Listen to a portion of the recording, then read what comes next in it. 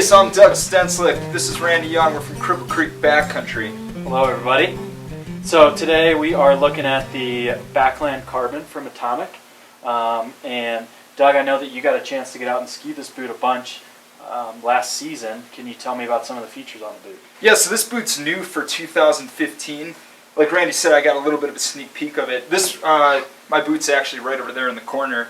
I love the boot. I was really blown away by it. Your boot's a little bit, his is a little too dirty to Yeah, I was like, where did my boot go? But in reality, mine's caked in mud from the spring still. And there's a bunch of features that I was really excited about this boot. For me, one of the biggest things was odor-free, which is still will be tested after 100 or so days. Odor-free liner that's washable, so you get some of that stank out of there.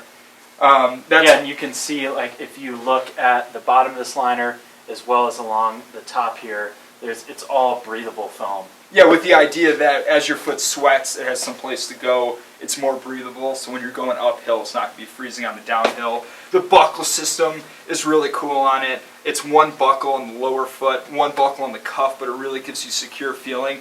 And I think one of the coolest things is this is like very much like a rando type closer system on the back. Super quick transitions if you did ever want to race on it, but it also makes like a really stiff exoskeleton, so the boot itself skis pretty stiff. It's a carbon reinforced cuff, gorilla mid-bottom, keeping it as lightweight as possible. And then you can also pull the tongue in and out on this boot? Yeah, just super easy in and out as I get stuck there. One of the funny stories about this boot, the first time I skied it, I meant to tour without it in. Other boots like the DFit TLT, I really found that if you try to tour with the tongue in, it was terrible. So I thought I'd put these in my backpack. Of course, I forgot them all together. First run I skied was like a 40 degree backcountry couloir, and I felt pretty nervous without the tongue. I wouldn't recommend skiing without the tongue. Later on, I just started leaving the tongue in. It doesn't slow you down at all.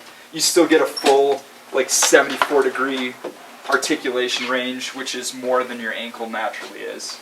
Yeah. And what does the weight come in? The weight comes in at 1,060 grams, which puts it comfortably in that 2-buckle range, but it's like right smack in between like a TLT-6 or a Spitfire and, the race boots like an Alien or a PVG. Yeah, so it's a good in-between boot for a boot. If you're looking for something that's really lightweight, but not full race weight, you can take this out for many days, skinning up at the resort, getting in the backcountry in the spring.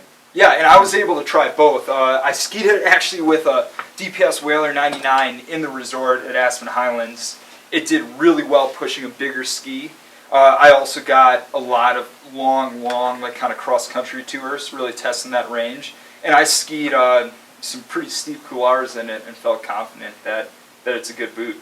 So, I think if you're looking for that one boot that's super lightweight, light enough to race on, this could be the one that will also ski some more aggressive lines. Absolutely. And what's the price point for this boot? So yeah, this year it's coming in at $899.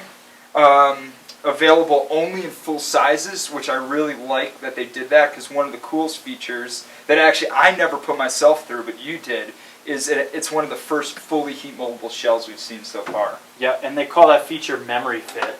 And we actually, here at Cripple Creek, had to get a special oven just to be able to boot fit these boots. You heat the entire shell and the liner together, put your feet in, and then we also, you probably haven't seen this yet, but we have these ice wraps that you then wrap the entire boot in. So it fits the entire boot from the liner to the shell exactly to your feet. And these have, in fact, been fit to mine. And if you look at the way the cuffs are aligned back to back, you can see it comes out a little bit. That is the exact shape of my legs. So the memory fit really does make a huge difference. Yeah, one last really important thing about this boot is because it only comes in full sizes, and because you can heat mold the liner, we highly recommend everybody size down a size, because that heat mold process will really blow it out. Absolutely, yeah. If you're even close to on the line between, I'm right between a 26 and a 27, you definitely want to stick with I would want to stick with a 26, because as you heat mold it, you get some more room in the boot.